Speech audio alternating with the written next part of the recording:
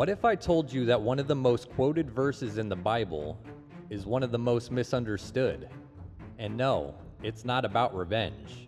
Today we're diving into what John MacArthur says about this ancient law and how Jesus flipped it on its head. Stick around because this will challenge everything you thought you knew about justice, mercy, and the Bible.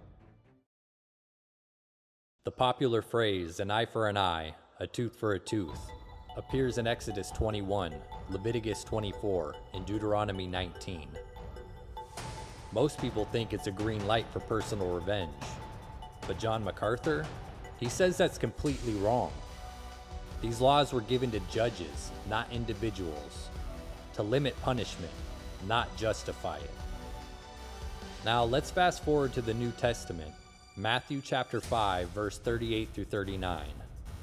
Jesus is preaching on the Mount, and he says, "You have heard it said, an eye for an eye, but I say to you, do not resist an evil person." Whoa, did Jesus just contradict the law of Moses? What does John MacArthur have to say about this? MacArthur says he was correcting the Pharisees who twisted it to justify their personal revenge. Jesus is saying this was about justice in court, not about vengeance in your heart. So what is the real message here? John MacArthur points out if anyone had the right to get revenge, it was Jesus. But instead of retaliating, he forgave. He absorbed injustice. And that was the point. Romans chapter 12, verse 19. "Vengeance is mine, says the Lord."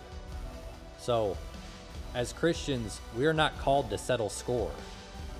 We are called to leave justice to God and to respond with mercy just like Christ did for us.